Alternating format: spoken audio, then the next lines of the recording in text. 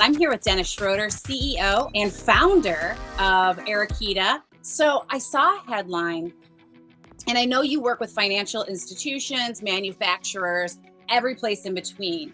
But this one really hit home with financial institutions, where there was a small to mid-sized credit union on the West Coast that was attacked by cyber criminals.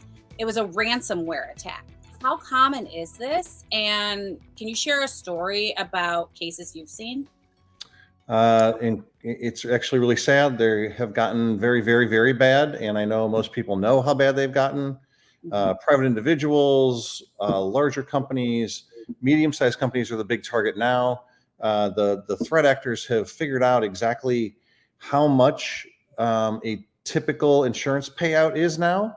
And so they latch onto that. And so they will go after their small and medium-sized companies that they know they can get, a couple $100,000 from, up to $5 million out of. And it's a lot simpler for them to, attack those companies because they typically don't have the proper security tools in place because they don't think they can afford them, or they just don't think that they're important.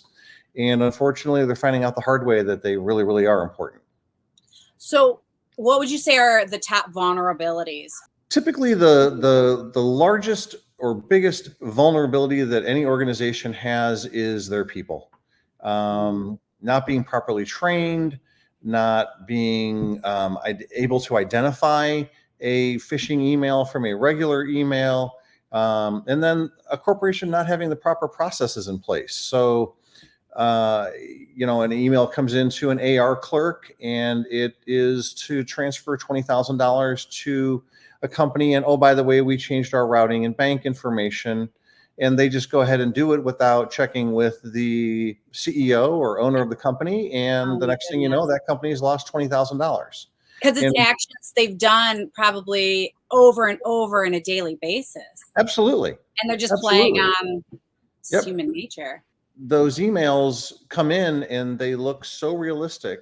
And, without having the proper policies in place, like to go check with the CEO first verbally before we're transferring money, it's still not happening. It happens on a daily basis. What types of employee training would you recommend for businesses to implement? So part of our basic cyber software stack nowadays is a tool that actually goes out and does simulated phishing attacks. And so the employees that fail those attacks are sent off to do more training. If they have it happen 2 or 3 times, they're sent off to do a lot more training. And I've actually seen where organizations have terminated because the employees just don't take their job seriously, and they continue to, let threat actors do what they're doing to their systems. Oh my goodness. What are the key components that you would say for a robust ransomware defense strategy? So we tend to talk to our customers a lot about, guarding the gates as best as possible. But then on top of that, making sure that the employees, understand what a phishing email looks like, understand that these are the business processes they need to follow. But then on top of that, we have, software that's part of our stack that actually analyzes a lot of these email messages as they come through. If a system gets, they click on a link accidentally, it will actually, build a security wall around that system, isolate it, and then it's sent off to a managed detection and response platform that is then overseen by a human that checks out everything, and we work with them to actually mitigate and restore that system back to where it was. And typically we can do that within an hour or 2. That is very quick response rate. Because these ransomware attacks, once they're in and they've permeated through these walls, if they're not set up correctly, it can shut you down for weeks. Absolutely. And those are the large targets right now. What kind of role does multi-factor, authentication play in preventing these attacks? Because I know it's kind of a pain in the neck when you're like selecting the bicycles, or you have to go grab your phone because you're trying to log in from another device. But how critical is that for prevention? Incredibly.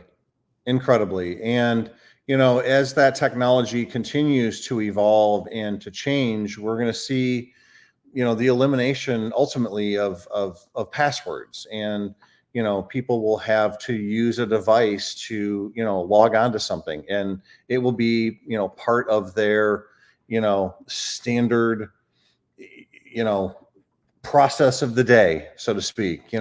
When Face ID first came out on iPhones, people were like, why do I need this? Why am I, and now it's so ubiquitous. Like, people don't even think about it. Like, they don't want to enter passwords. They just want to look at their phone, Exactly. and I forget my passwords because I'm right. just Well, and that's honestly, that's the idea. mhm. You don't Those want to have biometric passwords. little That's right. points. So you want to just have it all, stored in a password manager that, supports your multi-factor authentication. And,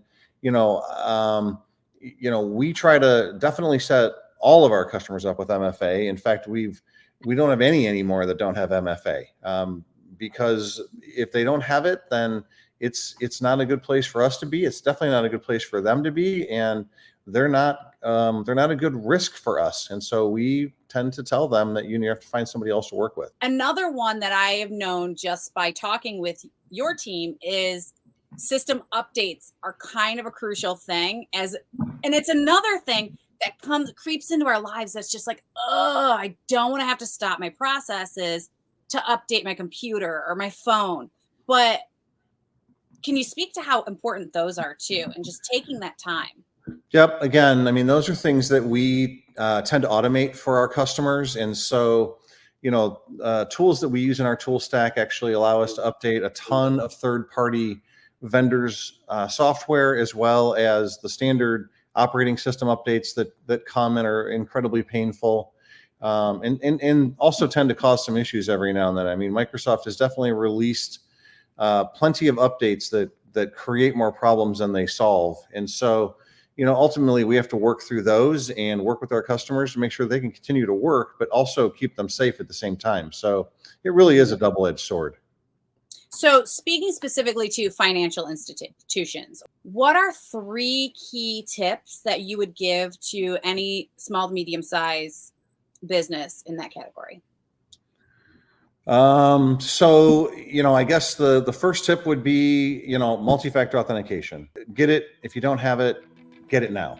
The second thing is, simulated phish scanning, making sure that your employees are actually understanding, that they are being, tested, and that it's important to look at every single email and to actually making sure you understand what every single email is for.